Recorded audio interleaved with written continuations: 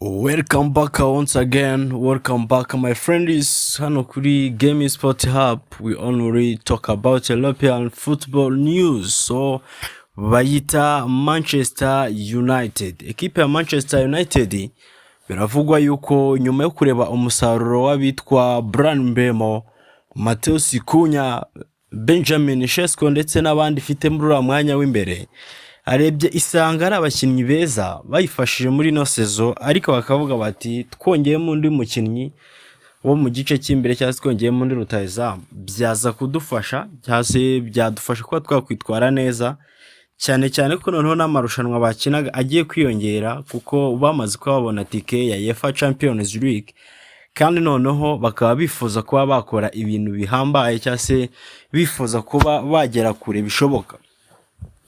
Ino ekipe ya Manchester United mbere yuko isoko ry'igura n'igurisha ritangira muri no mpeshyi guhera mu kwezi kwa gatatu, yari yatangiye kugenda nayo ivuga kuba arimo Yan Diomande ukinira Leipzig, n'umukinnyi w'umunya-Cote d'Ivoire. Icyo gihe ariko baza kubona ekipe ya Liverpool bayisereye cyane iti n'abavanze ko kugeza ubu ekipe ya Liverpool nihabwa amahirwe ko yatwara Yan Diomande, ndetse babona n'igiciro kirushaho kugenda kizamuka.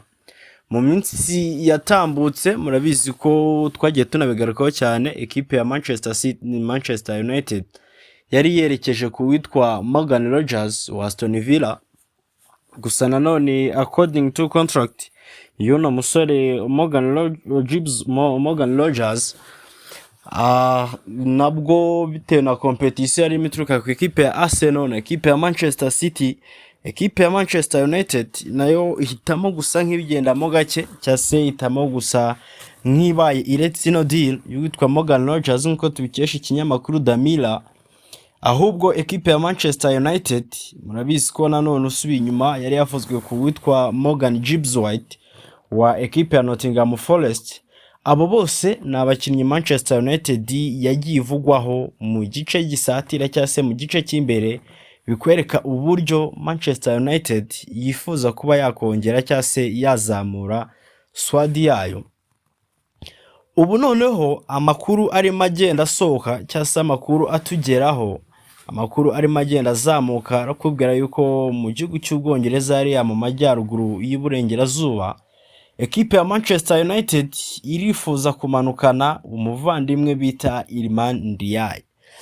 Uyu musore w'umunyasenegal ni umwe mu bakinnyi bitwaye neza muri ino sezo, umwe mu bakinnyi bafashe ekipe ya Everton, umwe mu bakinnyi bagiye bakora performances zidasanzwe muri ekipe ya EVE itozwa n'uyu David Moyes. Bikavugwa rero yuko ekipe ya Manchester United yaba yamaze kongera uyu muwinga w'ibumoso wa Everton kuri liste y'abakinnyi bifuza. Manchester United bakakubwira yuko n'umusore w'imyaka 26 barimo bamukurikiranira hafi kugira ngo barebe ko baza kuba bamuzana Emirates mu gihe Old Trafford Pluto mu gihe cy'amasaha make ari imbere.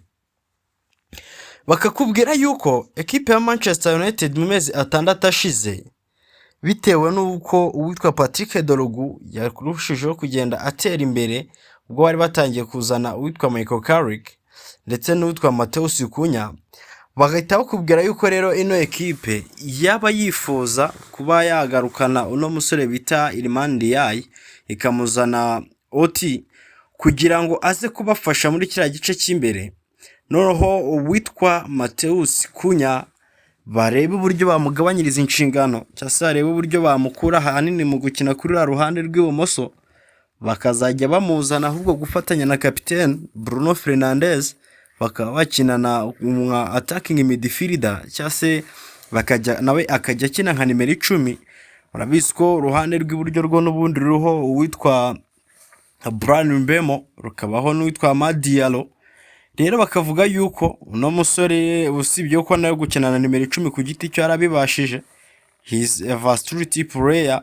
Bikavuga rero ko ekipe ya United yaba ikomeje gukurikiranira hafi by'uno musore ngo arebe ko bamukura hitwa kuri Hill Dixon Stadium, cyane ko banavuga yuko ari umukinnyi ushobora kuza guhenduka par rapport y'abandi bakinnyi bakeneye bitewe n'amaproposal yagiye ahari. Uno musore mu myaka 2 ishize bakubwira ko yatsinze ibitego 17, agatanga assist 3 mu mikino 71 yakiniye ekipe ya EVE. Ariko nanone bakakubwira yuko bitewe nuko numwe mu bakinnyi cyase numwe mu bawinga bakinira ibumoso bizewe cyase bakugira amacenga menshi ateye ubwoba. Bakakubwira yuko kandi kugeza ubu ngubu ekipe ya Manchester United uhereye mu mwaka wa 2024 ari imwe mu ma ekipe itakaje abakinnyi cyase ari imwe mu ma ekipe irekuye abakinnyi benshi bakina muri uwo mwanya cyase bakinaga ku ruhande rw'iburyo rw'ibumoso plutôt basatira. Kakubwira yuko cyase bakakwibutsa yuko hari batandukanye n'uwitwa Anthony, batandukana n'uwitwa Jordan Sancho batije muri Aston Villa adafite na gahunda kuba bagarura, baza no kuba barekura uwitwa Marcus Rashford. Bakakubwira yuko abo bose byibura wahembwaga make muri bo yari Anthony 240. So bakakubwira yuko amafaranga bagiye gukura muri abo ngabo ndetse n'aba mediateur nka Casemiro, abarimo Joshua Zirkize ndetse na Manu Ugarte no bashaka kurekura, abemerera cyane cyase abaha uburenganzira bwo kuba batunga undi mukinnyi. Bakavuga rero yuko bakeneye undi mukinnyi w'imbere ariko ushobora gukina imyanya itandukanye nkuko uwitwa Mateus Cunha na Bryan Mbeumo bose bayikina. Bakavuga rero ko uyu witwa Iliman Ndiaye numwe mu basore bahari bitwara neza cyase bashobora no kuba baperforminga iyo role. Ibyo rero nibyo ikinyamakuru The Mirror cyari kirimo kitubwira, niyo bitwa Give Me Sport babigarutseho cyane kandi na Manchester Evening cyase ME bakomeje kugenda babigarukaho cyane. Reka dutegereze turebe rero ese ekipe ya Manchester United iraza kubona no mukinnyi cyase iraza kumuhindura ibe yajya ku wundi nkuko yagiye hindura. Ariko ubundi amahirwe menshi ekipe ya Manchester United ishobora kuza gufata uwitwa Iliman Ndiaye. So reka duhure muri video zataha, nkwibutse gukanda subscribe nimba utari wayikanda, nkubwire ati nyamuneka iki nicyo gihe cyiza cyo kugira ngo ubane natwe kandi twiyungeho udushyigikire. Bundi duhure muri video zataha. Ciao ciao.